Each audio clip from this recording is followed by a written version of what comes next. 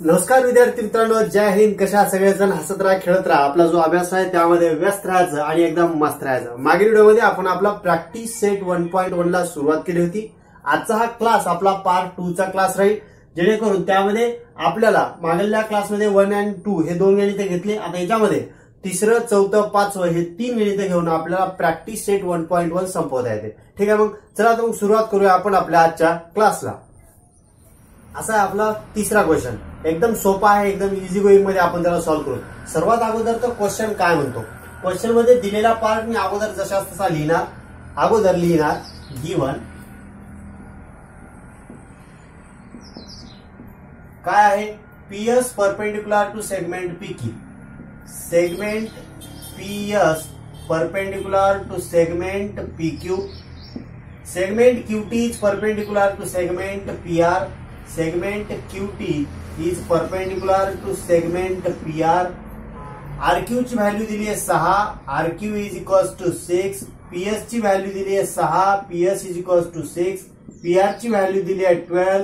12 ला 12. आपल्याला QT ची व्हॅल्यू काढायची आहे. मग सर्वात अगोदर डायग्राम कडे बघणार. डायग्राम मध्ये काय दिलंय, PS म्हणजे ही जी हाईट आहे म्हणून 6 ला 6 आणि RQ दिलाय 6 आणि टोटल PR दिले 12, म्हणजे एवढा पार्ट किती आहे 12. ठीक आहे, मग या डायग्राम वरून आपल्याला काय समजलं की त्याची जर क्यूटी कोण आहे, क्यूटी जर थोडंसं ध्यान देऊन बघलं तर क्यूटी ही हाईट आहे कोणाची, जो ट्रायंगल PQR आहे, जो लेफ्ट वाला ट्रायंगल आहे त्याची हाईट आहे क्यूटी आणि बेस आहे PR. हा आहे ना. हा, मग दुसरा ट्रायंगल कोणता. जर पीएस ला जर हाईट समजलं तर आरक्यू हा बेस होईल. मी जर ही लाईन थोडीशी झाकली तर PQR या ट्रायंगल मध्ये 6 हा बेस झाला आणि पीएस कोण झाला, हाईट झाली. मग एकाच ट्रायंगलची एक हाईट अलग, दुसरी हाईट अलग, त्याचा बेस मात्र अलग. मग अशा वेळेस दोघांचा एरियाचा रेशो कसा काढायचा. सरळ सरळ दोघांचा एरियाचा रेशो मी आता कसं लिहितो बघा.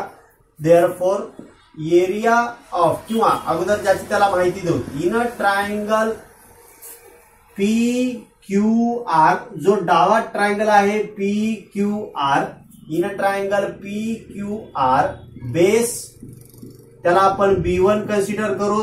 बेस कोण आहे सध्या PQR चा एक बेस आपण QR मानू. QR ची व्हॅल्यू दिली आहे 6. बेस समजलो. हाईट काय ठरू, height is equals to H1 is equals to PQR चा बेस जर आपण QR समजला तर हाईट कोण होईल, PS होईल. म्हणून PS ची हाईट आपल्याला 6 दिलेली आहे. हे माप मी अगोदर लिहून घेतो. का, कारण जेव्हा आपण आपला फॉर्म्युला टाकणार, आपल्याला जे काही माहित आहे ते टाकणार, प्रॉपर्टी टाकणार, तेव्हा आपल्याला ते लिहिता आलं पाहिजे. नंतर in a triangle again PQR, दुसरा ट्रायंगल आहे त्यामध्ये सुद्धा आपल्याला ट्रायंगल तोच घ्यायचा, PQRच घ्यायचा. यावेळेस मात्र बेस कोण होईल, PR ठरवूया. बेस कोण, PR घेऊ. Base is equals to B2 is equals to PR, त्याची व्हॅल्यू मात्र 12 घेऊ. आणि हाईट आता बेस जर PR घेतला तर हाईट कोण होईल, QT होऊन जाईल. म्हणून QT height H2 is equals to QT is equals to question mark. ही हाईट आपल्याला काढायची. आता आपल्याला काय माहिती, आपल्याला माहित आहे, we know that the ratio of areas of two triangle is equals to the product of their corresponding base and height. म्हणजे दोन ट्रायंगलचा एरियाचा रेशो जर काढायचा असेल तर त्याची आपल्याला हाईट आणि बेस यांच्या प्रोडक्टचा रेशो घ्यावा लागेल. म्हणून मी इथं लिहिणार we know that ratio of area of two triangle is equals to the ratio of product of their corresponding base and height. Therefore मी काय लिहिणार आता, area of triangle PQR divided by area of triangle PQR च घेतो का, कारण दोघे हे एक कटून जातील आणि आपल्याला इकडे व्हॅल्यू 1 भेटेल.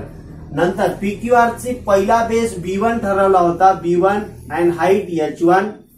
तसंच PQR चा दुसरा बेस B2 ठरवला होता, हाईट B2 आणि हाईट H2. बेस B2 आणि हाईट H2. देअरफॉर B1 ची व्हॅल्यू आपण 6 आणि H1 ची व्हॅल्यू आपण 6 ठरवली घेतली. 6 गुणिले 6. B2 ची व्हॅल्यू 12 आणि QT ची व्हॅल्यू आपल्याला माहित नाही. QT ला QT, कारण QT ची व्हॅल्यू आपल्याला काढायची. तर PQR चा एरिया कटून जाईल आणि इकडे होईल 1 आणि 6 गुणिले 6 किंवा 6 1 6, 6 2 12, बे 1 बे 3 6 होतील. 3 भागिले QT होईल आणि QT भागाकारातले इकडे येतील, पण QT ची व्हॅल्यू आपल्याला 3 1 3 प्रमाणे 3 भेटली. राईट. हा एकदम इझी मेथड आहे. आता बऱ्याच जणांना प्रश्न असतो की सर एवढं गिव्हन लिहायची गरज आहे का, किंवा हे स्टेटमेंट लिहायची गरज आहे का, प्रश्न येतो की त्यांना पाठ करायला अवघड जाते म्हणून ते तसा प्रश्न पडतात.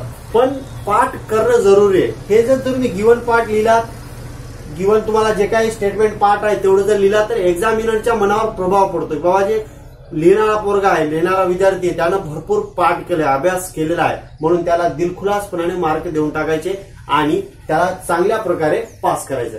म्हणून हे सर्व स्टेटमेंट पाठ करणं जरुरी आहे. स्टेटमेंट 2-3च आहेत, पण त्यावरून आपल्याला गणित सॉल्व्ह करता येतात.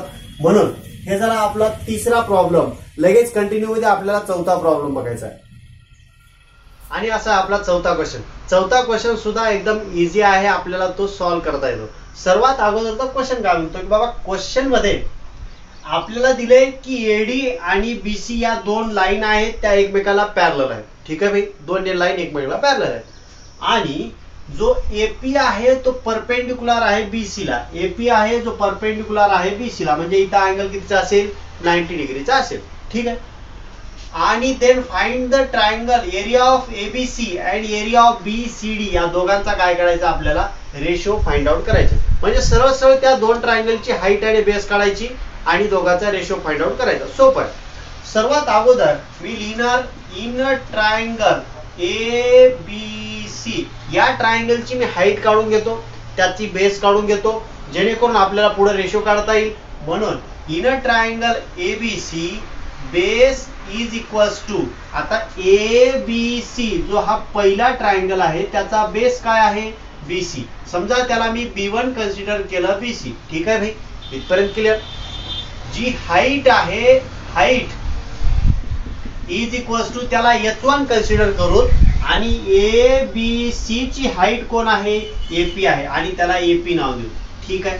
नाव in triangle, second triangle BCD, in triangle BCD या ट्रायंगलचा बेस इज इक्वल्स टू, आता BCD चा बेस कुठं दिसला, BCD हा जो 2 नंबरचा ट्रायंगल आहे त्याचा बेस आहे टोटल BC. त्याला नाव देऊ base B2 is equals to BC.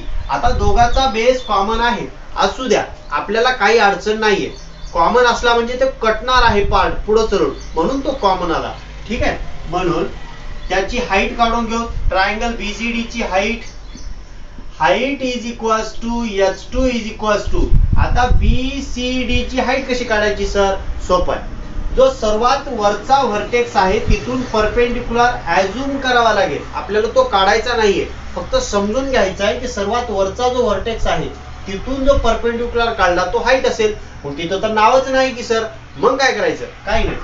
जर या 2 लाईन एकमेकाला पॅरलल असतील आणि AP हे दोघांमधलं अंतर असेल, परपेंडिक्युलर डिस्टन्स असेल, तर तीच हाईट इथून काढलेल्या परपेंडिक्युलर चीच राहील. म्हणजे BCD ची हाईट कोण राहणार आहे, AP च राहणार आहे. BCD ची हाईट कोण राहणार आहे, AP च राहणार आहे.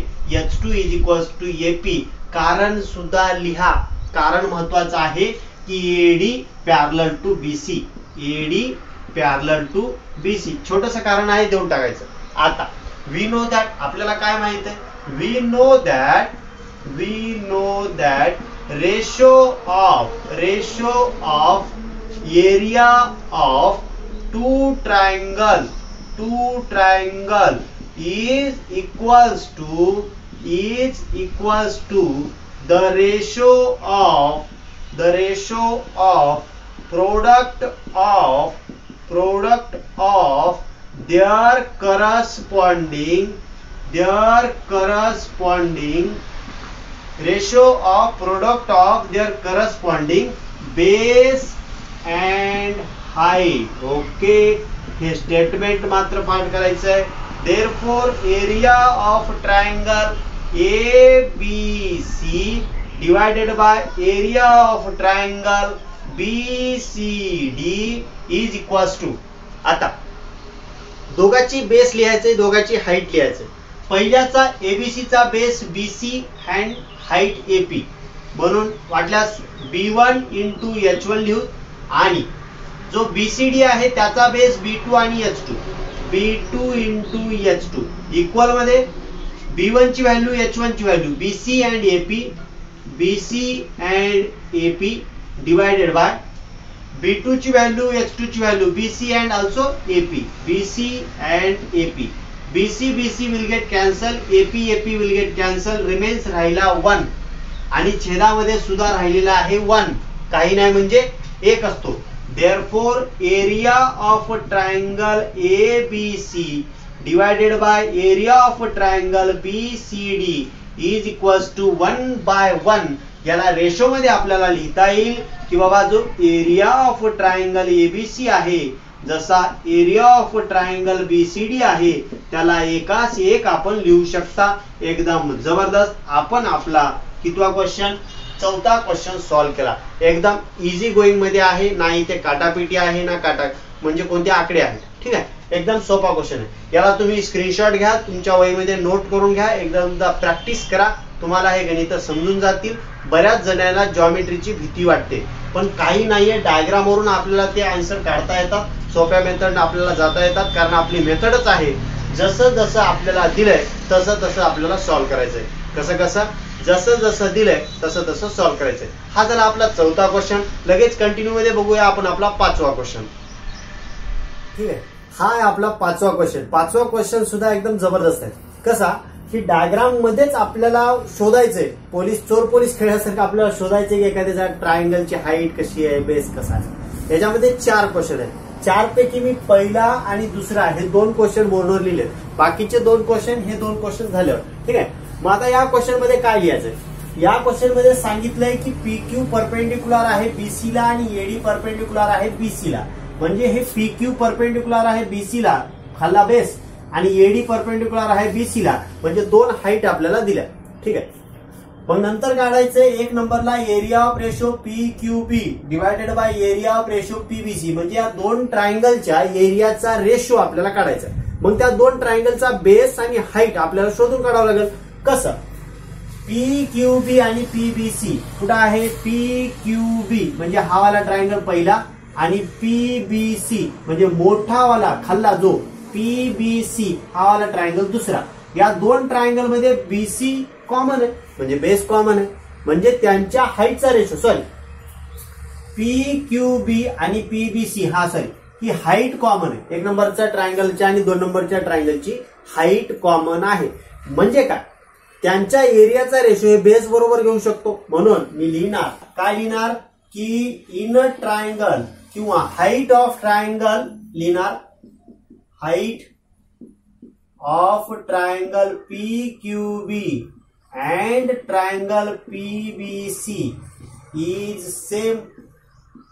Therefore ratio of their area त्यांच्या एरियाचा रेशो आहे त्याच्या बेस बरोबर. Therefore we know that ratio of areas of 2 triangle of equal किंवा same equal height is equal to the ratio of their corresponding bases. Therefore area of triangle कोणता पहिला PQB divided by area of triangle, दुसरा PBC. आता या दोघांचे base शोधून काढायचे. पहिला PQB चा बेस BQ आहे आणि दुसरा PBC चा बेस टोटल BC आहे. म्हणून इथं आन्सर काय लिहू शकतो, पहिल्याचा बेस BQ आणि दुसऱ्याचा बेस BC. हे झालं आपलं पहिल्याचं आन्सर. सोपं आहे. याच्यामध्ये हे स्टेटमेंट फार महत्वाचं आहे की बाबा ज्या दोन ट्रायंगलची हाईट कॉमन असेल, सेम असेल, इक्वल असेल, त्यांच्या एरियाचा रेशो हे त्याच्या बेस बरोबर असतो. म्हणून आपण हे स्टेटमेंट लिहिलं. देअरफॉर हे झालं पहिल्याचा आन्सर. लगेच दुसऱ्याचा आन्सर आपल्याला काढता येईल. दुसऱ्याचा आन्सर कसं काढणार, PBC म्हणजे खालचा ट्रायंगल आणि ABC म्हणजे पूर्ण ABC, पूर्ण मोठा ट्रायंगल. जर दोघाला थोडं ध्यान देऊन बघलं तर BC कॉमन आहे, बेस कॉमन आहे, म्हणून त्यांच्या एरियाचा रेशो आहे त्याच्या हाईट बरोबर असतील. आता समजलं. आता लिहायचं. आन्सर मध्ये लिहिणार in triangle PBC and triangle ABC there is base BC is common. BC common आहे, base common आहे. Therefore we know that statement पूर्ण लिहावं लागेल. We know that ratio of areas of triangles having equal base. अगोदर या triangle मध्ये height common होती म्हणून त्यांच्या एरियाचा रेशो आहे त्याच्या बेस बरोबर. आता यावेळेस बेस कॉमन आहे म्हणून त्यांच्या एरियाचा रेशो आहे त्याच्या हाईट बरोबर. Triangles having equal base is equal to the ratio of their corresponding heights. आता दोघांची हाईट शोधायची. पहिला कोण, PBC. Area of triangle PBC divided by area of triangle दुसरा कोण, ABC. आता जो PBC आहे त्याची हाईट कोण आहे, PQ. म्हणून पहिलं लिहिलं PQ डिवायडेड बाय ABC ची हाईट. ABC ची हाईट कोण आहे, टोटल BC, म्हणून लिहिलं BC. आणि हे झालं आपलं दुसऱ्याचं आन्सर. हे झालं आपलं दुसऱ्याचं आन्सर. एकदम सिस्टमॅटिक आपण सॉल्व्ह करू. वेळ लागू द्या, वेळ लागला तर हरकत नाही, पण समजणं महत्वाचं आहे, तुम्हाला लिहिता येणं महत्वाचं आहे. ठीक आहे. हा झाला आपला पाचव्यातला पहिला आणि दुसरा क्वेश्चन. कंटिन्यू मध्ये आन्सर राहील तिसरा आन्सर. वाटल्या जागा आहे इथं मला, मी तिसरा क्वेश्चन लिहितो. तिसरा क्वेश्चन काय आहे, ABC and ADC. Area of triangle ABC divided by area of triangle तिसरा ADC. या दोघांच्या एरियाचा रेशो आपल्याला काढायचा आहे. सोपं आहे. सर्वात अगोदर शोधून घेणार की त्यांच्या दोघांमध्ये नेमकं काय सेम आहे, हाईट सेम आहे का बेस सेम आहे, कोणता. ABC म्हणजे पूर्ण पूर्ण ट्रायंगल. ADC कुठं आहे, ADC म्हणजे इकडला वाला, आपल्याला 3 नंबर देऊ. ADC हा उजवीकडचा ट्रायंगल. दोघांची हाईट सेम आहे सर, म्हणून त्यांच्या एरियाचा रेशो हे त्याच्या बेस बरोबर देता येईल. आता पूर्ण स्टेटमेंट लिहायचं. पुन्हा एकदा लिहिणार in triangle ABC and triangle ADC there is height कोणती height, AD is common. Therefore we know that आता इथंच तुम्हाला स्टेटमेंट लिहावं लागेल. आता मी नाही लिहिणार का, कारण तुम्हाला पाठ झालं की नाही तुम्ही चेक करायचंय. We know that ratio of areas of two triangle having equal height is equal to the ratio of their corresponding base. हे स्टेटमेंट इथं लिहायचं आणि पुढे कंटिन्यू मध्ये area of triangle ABC divided by area of triangle ADC is equals to दोघांचे base. ABC चा base पूर्ण BC आहे आणि ADC चा बेस DC आहे. म्हणून इथं काय लिहू शकतो, BC डिवायडेड बाय DC. हे झालं आपलं तिसऱ्याचं आन्सर. पहिलं, दुसरं, तिसरं म्हणजे 5वा क्वेश्चन जवळपास संपत आला. एक चौथा आहे, त्याचं चौथ्याला वाटल्यास मी काय करतो, हा क्वेश्चन मिटवतो, जेणेकरून एकाच बोर्डवर 4ही क्वेश्चन असतील. पहिला, दुसरा, तिसरा, इथं लिहिणार मी चौथा, जेणेकरून तुम्हाला स्क्रीनशॉट घ्यायला सोपं जाईल. ठीक आहे.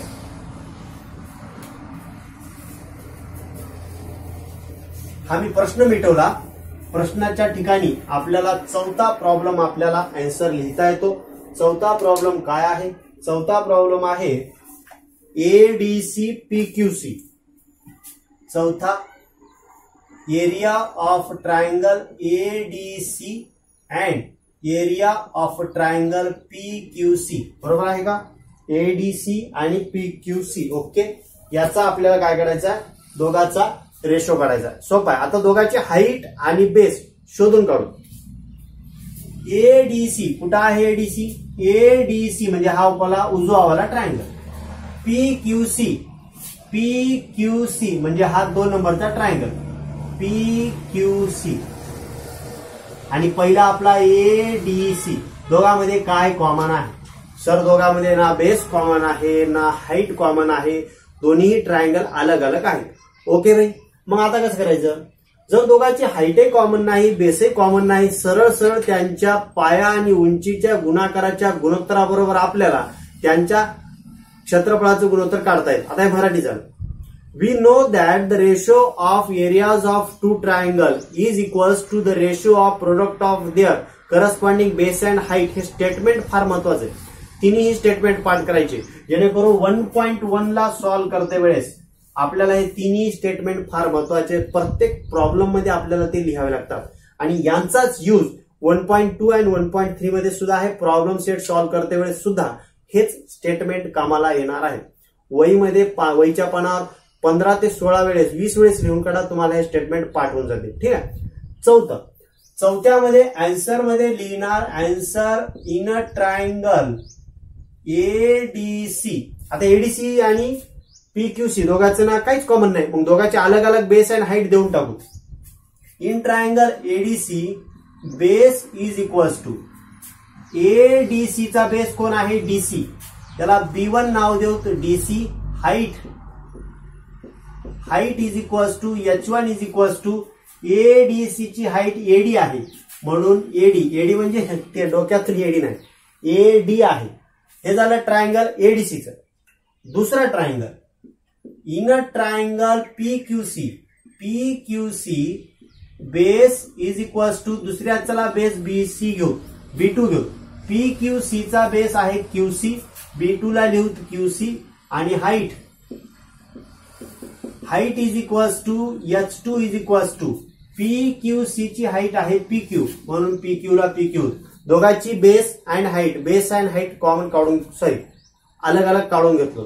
आता पुढे लिहिणार देअरफॉर वी नो दॅट. आता हे थोडस तुम्हाला अलगच वाटेल, मी याच्या कंटिन्यू खाली लिहितो, हे मिटवतो पाठ. याची स्क्रीनशॉट घ्या. पहिलं गणित, दुसरं गणित, तिसरं गणित, इथलं चौथं गणित आपल्याला कंटिन्यू लिहायचं आहे. त्यासाठी मी पहिलं गणित मिटवायलो. ओके.